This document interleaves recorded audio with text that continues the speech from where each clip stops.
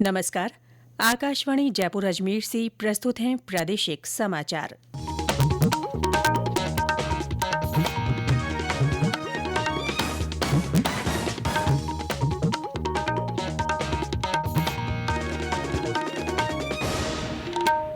मुख्य समाचार।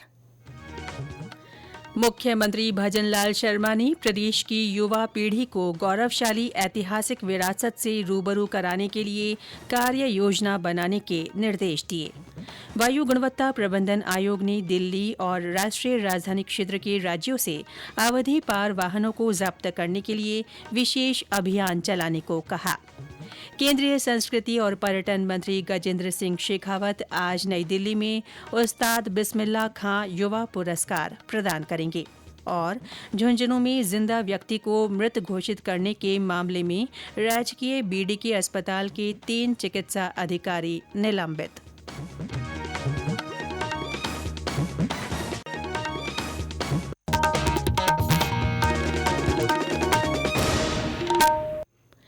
समाचारों के साथ मैं रितिका गुप्ता और अब समाचार विस्तार से।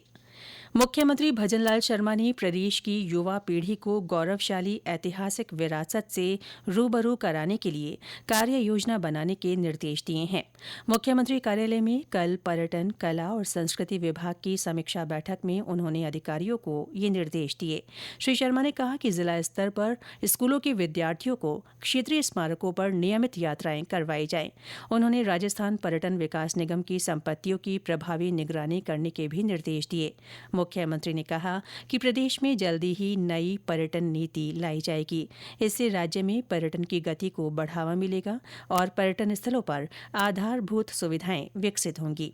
उन्होंने कहा कि राज्य में इको, रूरल, हेरिटेज और एडवेंचर टूरिज्म को बढ़ावा देने के लिए राजस्थान पर्यटन विकास बोर्ड का गठन भी किया जा रहा है। एक अन्य बैठक में मुख्यमंत्री ने सार्वजनिक निर्माण विभाग की ओर से किए जा रहे कार्यों की समीक्षा की। उन्होंने कहा कि प्रदेश में आवागमन को सरल और सुगम बनाने के लिए गुणवत्तापूर्ण सड़कों का निर्माण करना राज्य सरकार की प्राथमिकता है। उन्होंने सड़क निर्माण कार्यों में गुणवत्ता सुनिश्चित करने के लिए निरंतर जांच करने और गुणवत्ता में कमी पाए जाने पर कार्रवाई करने के निर्देश दिए। वायु गुणवत्ता प्रबंधन आयोग ने दिल्ली और राष्ट्रीय राजधानी क्षेत्र के राज्यों से अवधि पार वाहनों को जब्त करने के लिए विशेष अभियान चलाने को कहा है। आयोग ने इससे संबंधित जानकारी एक नोडल एजेंसी के माध्यम से आयोग को भी देने के निर्देश दिए हैं। बढ़ते वायु प्रदूषण को कम करने के लिए आयोग ने संबंधित राज्य सरकारों के साथ graded response action plan GRAP के सख्त कार्यान्वयन के लिए समीक्षा बैठक की। इस दौरान धूल बढ़ाने वाले सभी कार्यों को रोकने पर विशेष ध्यान देने को कहा गया। इस बीच प्रदेश के विभिन्न शहरों में बढ़ते वायु प्रदूषण को देखते हुए राज्य सरकार ने जरूरी कदम उठाने शुरू कर दिए हैं। राज्य के सभी थानाधिकारियों को अपने क्षेत्र में पराली जलने से रोकने के लिए पाबंद किया गया है। अतिरिक्त पुलिस महानिदेशक दिनेश एमएन ने कल इस संबंध में आदेश जारी किए। ये आदेश उच्चतम न्यायालय के 7 नवंबर को जारी निर्देशों की पालना में दिए गए हैं। आदेश में कहा गया है कि अगर थाना क्षेत्र में पराली जलाने की घटना होती है तो थानाधिकारी के खिलाफ कार्रवाई की जाएगी। इसके अलावा जिला कलेक्टरों द्वारा फसल अवशेषों को खेत में ही जलाने की प्रवृत्ति को रोकने और फसल अवशेषों के उचित प्रबंधन के लिए उपखंड स्तर पर समितियों का गठन किया जा रहा है।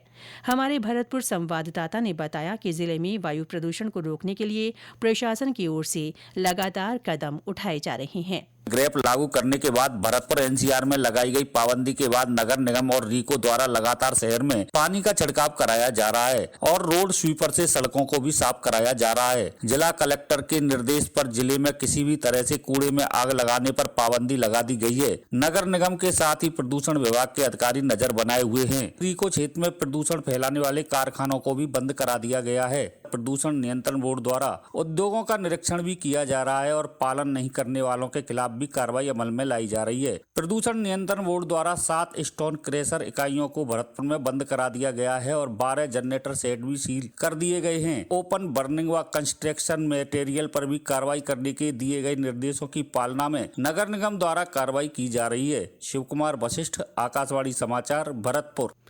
गौरतलब है कि पिछले 3-4 दिनों में प्रदेश के कई शहरों में वायु प्रदूषण बढ़ा है। जैसलमेर के 3 दिवसीय दौरे के तहत आज तीसरे दिन केंद्रीय जल शक्ति राज्य मंत्री डॉक्टर राजभूषण चौधरी जिला स्तरीय अधिकारियों के साथ बैठक करेंगे। बैठक में सरकार की जन कल्याणकारी योजनाओं की समीक्षा की जाएगी। इससे पहले श्री चौधरी ने कल जिले के विभिन्न ग्रामीण क्षेत्रों का दौरा किया। उन्होंने जल जीवन मिशन के कार्यों का अवलोकन कर प्रगति की जानकारी ली। केंद्रीय मंत्री ने इसके अलावा जिले में विभिन्न विकास कार्यों की भी जानकारी ली। ये समाचार आकाशवाणी जयपुर अजमेर से प्रसारित किए जा रहे हैं।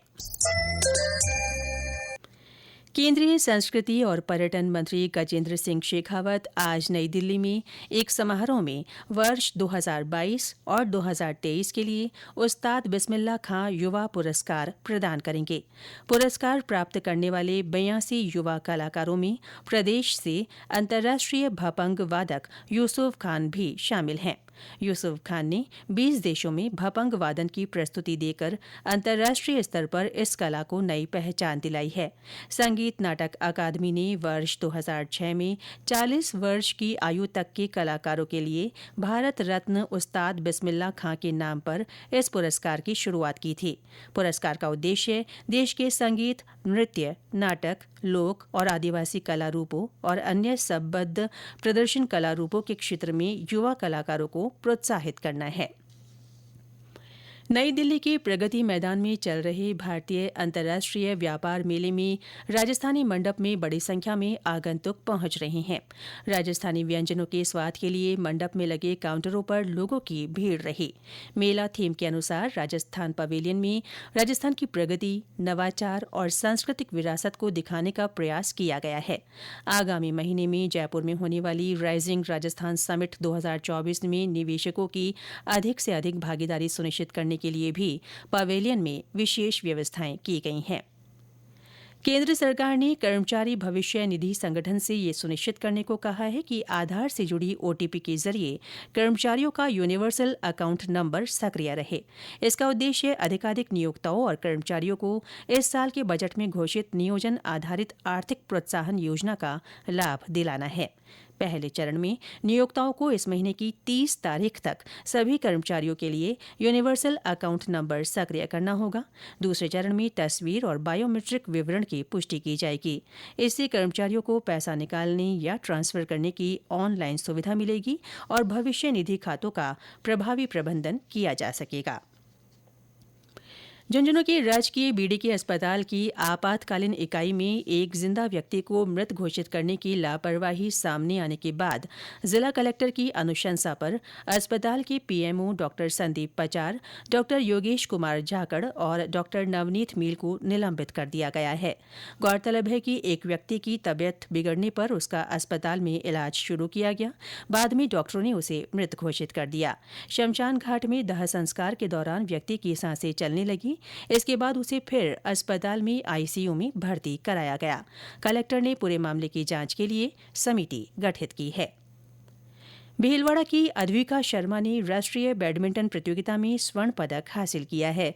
मध्यप्रदेश के नर्मदापुरम में आयोजित 68वें नेशनल स्कूल गेम्स में अद्विका ने सीबीएसई वेलफेयर गर्ल्स अंडर 17 में ये पदक प्राप्त किया। राजस्थान बैडमिंटन संघ ने अद्विका को इस उपलब्धि के लिए बधाई दी है। दिव्यांगों के सशक्तिकरण के लिए 25 नवंबर से जयपुर की बस्सी पंचायत समिति से सक्षम जयपुर अभियान शुरू होगा।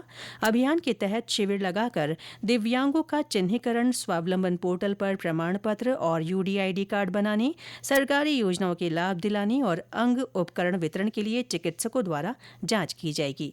और अंत में मुख्य समाचार एक बार फिर। मुख्यमंत्री भजनलाल शर्मा ने प्रदेश की युवा पीढ़ी को गौरवशाली ऐतिहासिक विरासत से रूबरू कराने के लिए कार्य योजना बनाने के निर्देश दिए हैं। वायु गुणवत्ता प्रबंधन आयोग ने दिल्ली और राष्ट्रीय राजधानी क्षेत्र के राज्यों से अवधि पार वाहनों को जब्त करने के लिए विशेष अभियान चलाने को कहा है। केंद्रीय संस्कृति और पर्यटन मंत्री गजेंद्र सिंह शेखावत आज नई दिल्ली में उस्ताद बिस्मिल्लाह खां युवा पुरस्कार प्रदान करेंगे। और झुंझुनू में जिंदा व्यक्ति को मृत घोषित करने के मामले में राजकीय बीडीके अस्पताल के 3 चिकित्सा अधिकारी निलंबित कर दिए गए हैं। इसके साथ ही प्रादेशिक समाचार बुलेटिन समाप्त हुआ। नमस्कार।